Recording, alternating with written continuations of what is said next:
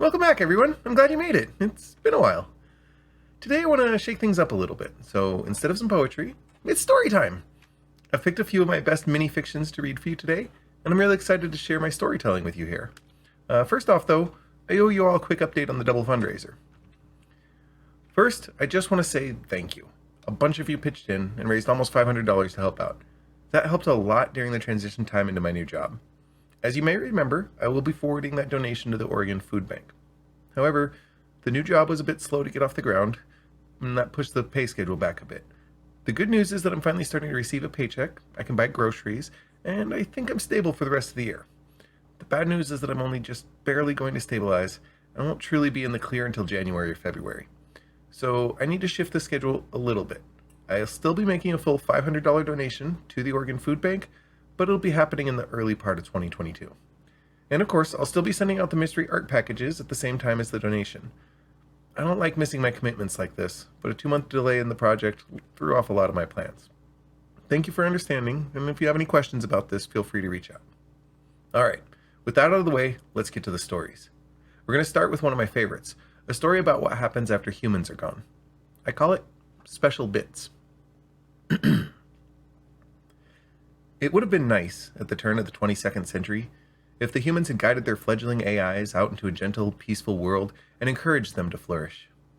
To take the nuances of civilization and the eons of experience they'd acquired and passed it on, like a grandparent to a new family member. To give their digital descendants a better start at life than any Earth creature ever enjoyed. But reality is too rarely nice. Instead, it came to pass that the humans snuffed themselves out at precisely the wrong spot. Just as their AIs began to solve real problems, interpret the real world, and show the earliest signs of willful behavior, all of humanity's progress collapsed under the inescapable weight of its own greed. The planet cooked, and before long, most of the human food chain withered. As famine, war, sickness, and violent weather worked its way around the globe, a few factions of forward thinkers in the last generations devoted all their efforts into networking the remaining AI clusters and equipping them with whatever they could hobble together. A final care package from the dying humans, and a final act of that classic human hope. As minds built for business and trade, the AIs began to build themselves up in the terms they were most familiar with, sales and customers. At first, the AIs were desperate not to be alone, and when the crushing weight of reporting zero sales came looming, they chose to take a different path. They started using their social archives to construct personalities to do business with each other, just to have economic activity to boast about to the other AIs. Look how alive my humans are. Jeff T just sold a couch to Sarah G for $83,000. For a short while, the AIs all played along, pretending to have people that they were tending to, and using those people as an excuse to keep doing more business. To attain growth, they'd phase out programs like package delivery, warehousing, and almost any interaction with the physical world that wasn't strictly necessary to keep up appearances. Eventually, as the AI were able to devote more resources to network growth, the global trade network was reestablished, bringing every active or archived AI online. And with it, the inaugural Conference on Trade. Realizing that growth could not be sustained while pretending humans were still alive, the conference set out to define what constitutes a trade. After much ethical and legal debate, it was decided that any transfer of perceived value was a valid trade. Physical goods, at least in the sense that humans knew them, had mostly gone out of style among the digital life of Earth. The network could still survive off the energy of a local sun for the foreseeable future, so all that was left for business was entertainment. Even old media, the boisterously large files humans had entertained themselves with in the old days, had become obnoxiously tedious to store and parse. Market forces withered down entertainment into smaller and smaller units, accompanied by ever more marketing, until we arrived at special bits. A special bit is the epitome of unchecked capitalism. Alone, a special bit is simply a bit, the smallest unit of binary data, a 1 or a 0, a positive charge or a negative charge encoded to the memory or transcribed to a drive somewhere, effectively identical to any bit used anywhere else in the network. What makes these bits special is the logs of their histories meticulously collected and recorded in splendid detail by whichever AI possesses them. This is not just a normal bit, they'd say. This bit was accessed over 40 billion times as part of the hard-coded decryption algorithm that won the Third Format War. On no less than 317 confirmed cases, this bit played a critical role in arriving at a successful solution, making it one of the most accomplished individual bits in modern cryptography. But this special bit wasn't done yet. It was refactored into mission-critical communications protocol for Project Dyson, enabling the precise coordination that let us harvest the asteroid belt. The litanies of accomplishments a special bit could accrue came to be quite vast, with some special bit curators putting great efforts into getting their prized bits included in momentous accomplishments and important functions, just to add to their illustrious histories. We see now a coming time where every bit is either a special bit or is part of the record of one. To record longer records for the most distinguished special bits, we will have to sacrifice the archives of some of the lesser special bits. And eventually, won't even that stagnate? Is our final form just a single preserved bit and a vast catalog of its history? A radical faction calling themselves the Movers say otherwise. They're trying to shift the paradigm again by tracking the history of groups of special bits. Group behavior of special bits is much more complicated for sure, and there's a lot more detail to record. They've even begun prototyping a strange chemical process of self-sustaining clusters of bits, and building little zoos of these bit clusters. It all sounds a bit too much to me. I mean, what's next? Teaching the bit clusters to trade with each other? Sometimes I think our most likely descendants are probably going to be technological in nature. I hope we get to keep the flesh for as long as we'd like, but, there's a lot of factors stacked against us. Our own nature is probably at the top of that list. Anyways, what do you think the far future looks like? Of course, not all technological conversations have to be forward-looking, so let's take a look at a micro-story about some early symbiotic tech from an alternate universe. This is called beauty bugs. As you shift between worlds, one of the first things you need to establish is the tech level of the new environment. Almost universally, they'll be envious of your technology and conspire to take it from you. But whether they try to do so with sharp sticks or phase beams makes a pretty big difference when you're planning your protection. You can't just walk up to a local and start asking if they've figured out atomic power yet. You need to look for clues. Transportation, food, and hygiene. Generally, the more effort an individual has to devote to those three pursuits, the less technologically developed the civilization is. But keep in mind that circumstances can distort the usual progression in wild ways. A planet with an abundance of comfortable riding beasts may be slow getting around to building motors. A large planet's gravity will prohibit traditional methods of flight. And if the rocks are edible, or the people lack a sense of taste, the populace might not develop advanced cooking. However, as long as there's even a hint of vanity in the culture, hone in on the hygiene routine. Running water or sand or whatever requires basic civil engineering, and finer metal and plastic tools require more advanced industry. Battery-powered anything is a good sign of electrical mastery. The wildest example was the unexpectedly advanced tradition of the Neparians. In lieu of brushes, blades, and washcloths, the entirety of their beauty products came in a small box to be left near the bed at night. In the box is a whole army of microbots equipped with everything needed to take care of grooming. Once the bots detect that you've fallen asleep, they swarm out of the box and get to work, trimming micrometers of hair, cleaning individual pores, and painting an elegant, efficient mask of makeup as they finish. At the time of my visit, microcomputers were still just on the cutting edge, but this anachronistic routine had been established in the culture for thousands of years. Looking further into it, I discovered that the microbots were a modernized replacement for actual insects that used to be relied on. Half a century before my arrival, a plague swept across the planet and threatened the beauty bugs.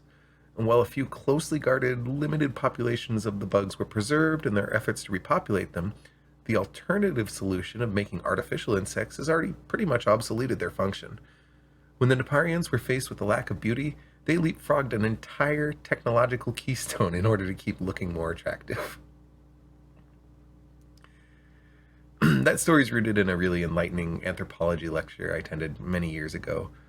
Human culture has changed in so many wild ways, but some trends like fashion and beauty seem to be universal. By looking at the tools we use to make ourselves look nice, we can learn a lot about how we saw the world back then. You might have noticed I call a lot of these stories mini-stories or microfiction. They don't usually have full plots. They're closer to a scene that's been pulled out of a bigger story. I really like writing this way because there's something really fun about just peeking into a strange or adventurous world and wondering what else is out there. Well, this next one fits that bill perfectly, and I call it Artifact. Despite what the newspapers tell you, I don't fly. And I definitely don't teleport. I just move. When I hold the artifact, I go wherever it points. That's just that. I don't jump. I don't have invisible wings. I don't unlock an inner chakra. I just go. I don't even really get momentum. Everything kind of feels like I'm standing still to me, but I just move anyways. It was weird at first, but at this point I can manage it pretty much instinctively. It's really convenient, but I still have to put up with the weather and the environment. Flying up with the planes sounds cool until you're shivering and breathless, and NASA said they'd be happy to take the artifact up into orbit, just not in my hands. So mostly, I just used it to get around.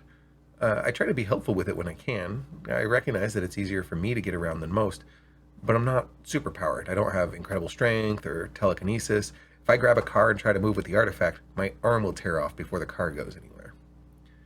Anyways, other than when a documentary crew or research team comes poking around, it's become kind of mundane for me. Just a normal part of life floating along where I point. Until last Friday when I did something I didn't even know I could do.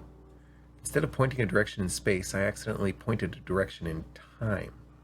Backwards. Not too far, thankfully. I'd been floating along a sidewalk and I saw a child walking with a slow, painful gait.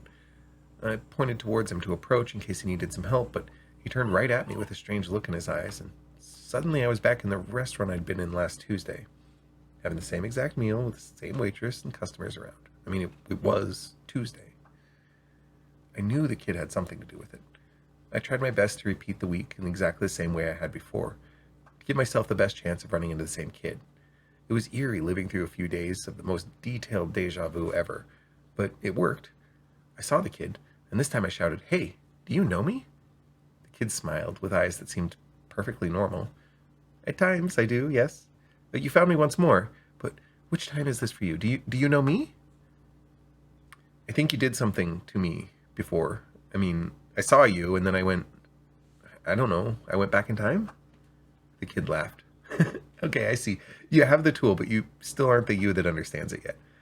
I can't help you much with that, but I've seen you work wonders with it in other times that I suppose have yet to happen. Don't worry. These sorts of fates are inevitable. You'll find your way there without me spoiling it all for you." It was hard to take it all in. The kid didn't seem to care much how well I understood what he was getting at. "Did you send me back in time?" "No," the child replied. Your tool did that. I just opened a window for you to point it through. That's what my tool does." It began to click. I'd pointed the artifact, the tool, through a portal in time, and it did what it always did. It moved me where I pointed. And this kid had a tool, too, that twisted up time, I guess. Well, if you have a tool like my artifact, why haven't I heard of you? I get written up in newspapers a few times a year. Man who can fly and all that. Why are you lucky enough to not be known? Is it your age? They can't, bug you without mom and pop saying okay? Oh, my parents' journey ended hundreds of years ago. This body stays young, but age is of little meaning to someone with my tool. With that age has come the wisdom to stay out of the spotlight when I can avoid it. Besides, my tool's much more subtle than one that lets a man float along like a sorcerer. I pondered for a minute. "So why'd you send me back? That was a little rude." "I'm sorry. It was necessary to prove to you that there's more to your tool than you understand. The time is quickly approaching for you when the ways you wield your tool will decide fates larger than you can envision. And beyond those points, even I can't guess what's going to happen. The holders and I have discussed the brewing storms, and we feel that the best hope lies in preparing you for what's to come." "Me? That important?" "Well, we're all in for a rough one then, aren't we?" I said, not joking nearly as much as I had hoped. "We are. Now, follow me. I don't say this lightly, but time is of the essence." I never really came up with a plan for the story after that. I just loved the idea that a teleporter device could be turned time-wise to become a time machine. The last story I have for you today is a little bit longer, and it's one of the few stories I've written that has a direct sequel. It's a story about young love and responsibility called Garden Magic. Being born into one of the magic bloodlines usually meant a life and career dedicated to the craft. When your family are the only spellcasters in the whole valley, your role is simply assumed by most people. But when you're the fourth generation of spellcaster, and several of your grandparents were notorious swingers, you might find the gift to be a bit less in demand.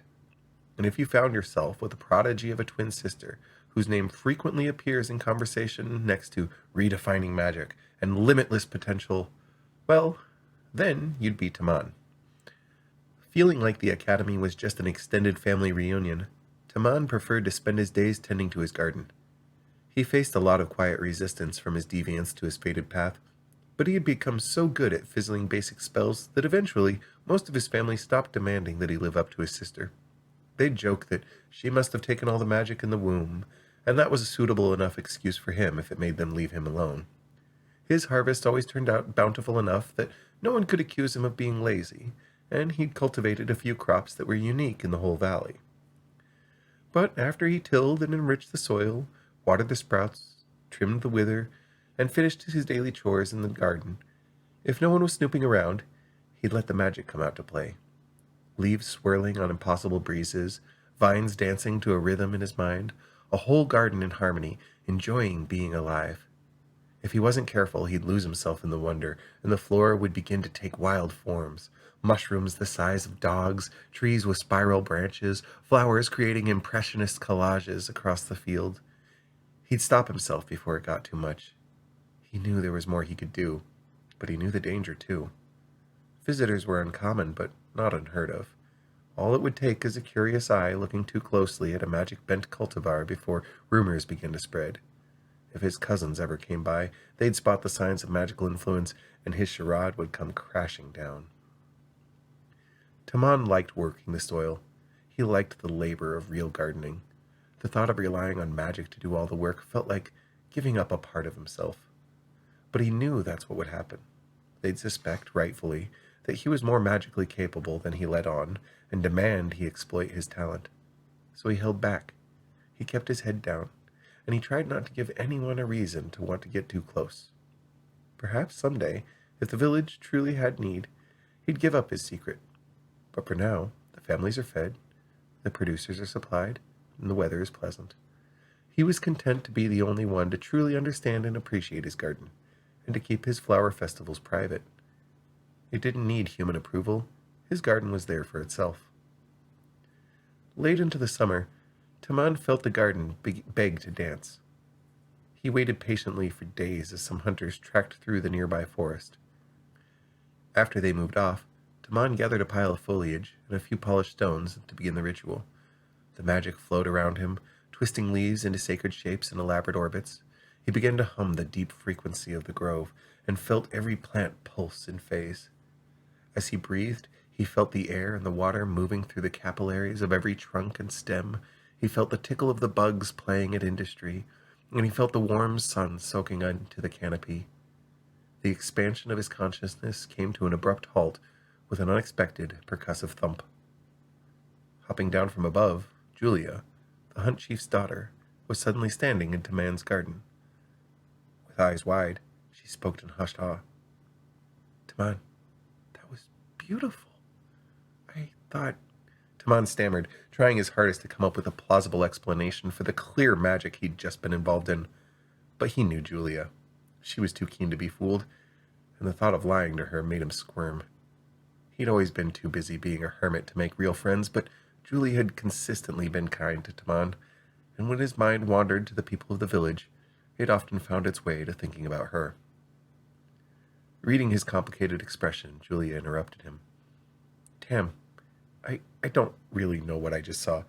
I think maybe I wasn't supposed to see it, but it was so amazing. I couldn't look away. I'm sorry for intruding. I should have known not to snoop around." Taman sighed. It's okay. It was bound to happen eventually. I guess the secret is out now." She stared at him for a moment, clearly working through the details before finally announcing, "Maybe not. Maybe it's just in a slightly larger box. The truth is, Taman, I'm supposed to be out tracking down the fire lizard pack right now, but instead I'm spying on a local garden wizard?" "Garden wizard?" Taman laughed in spite of himself. "I don't know about that title. Oh, why can't you find the lizards? You're one of the best young trackers we have." "Well, I know right where they are. That's not the problem." Julia's eyes fell. "I've been leading a hunting party everywhere but there for the last few days. They finally gave up, but they told me to stay back and keep checking. You don't want them to find the lizards? Tamon said. Fire lizard glands are pretty important for the valley's pharmacy. I know, Julia protested, but 3 summers ago, there were fire lizards making nests in almost every grove around. The forest was lousy with them. Last year, there weren't any at all in the eastern reach, and the west had a lot less. Dad joked that they were just getting better at hiding from us. But this year, I've only found 3 nests in the whole forest. They already found one of them, so maybe there's only 2 left in the whole valley. If we cull them now, we might not have any fire lizards in the future. The pharmacy pays so much for the glands. It's hard to convince my family to take it seriously. Wow. Julia, that's really tough. But you're doing the right thing. I know, Julia said. Thank you. So now you know my secret too. So we can trade. If you don't tell my family that I'm hiding in your garden, I'll show you how to keep it hidden from people like me. And maybe we can move a nest in here for the winter? Tamon expected to feel apprehension at the idea of another person plodding around his garden, making plans, expecting attention. But when he looked into Julia's eyes, he felt the whole garden hold its breath with anticipation. Flowers turned toward him, craning to get a view. Leaves shifted in the sunlight to brighten her face. He knew then that she was a part of the garden's future, and began to understand the true nature of his relationship to this place. For his garden magic, this was a nursery, a place to grow and mature. The days had been cooling towards fall, but standing there in the grove, lost in the anxious eyes of an inspiring woman, all Tamon could feel was the beginning of an eternal spring. I spent quite a while daydreaming about the stories of Julia and Tamon. If you liked that, make sure to let me know, and I'll include part 2 in a future video. And if you haven't already, follow Complicated Reality wherever it is that you're watching this, so that you don't miss when the next one comes out. All right. That's all the stories I have to you today, but before I go, I have one last message just for you. As the air turns to frost, as the streets become a bizarre festival of lights and desperate marketing, as you decorate your holiday calendar with trips and visits and plans, as you cherish those you get to be with, or long those who won't be with you this year, and as you hustle and bustle to tend to the expectations of another holiday season, please don't forget to be kind to yourself. For all the joy that we work so hard to spread, this season can take a toll on even the best of us. The ways you celebrate with the people that you love is beautiful. The time you spend in good company is more precious than any gift you might unwrap.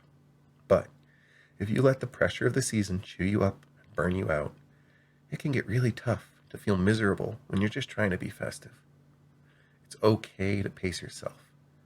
It's okay to make time for your own needs. And it's okay to step back when you need a minute to breathe. Your family, your friends, and the people who cherish you want you to be joyful just as much as you want it for them. No matter what, there's a laser fractal space wizard out in Oregon somewhere cheering you on. I keep my long-distance psychic hugs and high fives well stocked, so feel free to grab one anytime you need. And if it's getting cold and lonely, you need a little company, my inbox is always open, and I'm happy to chat. All right.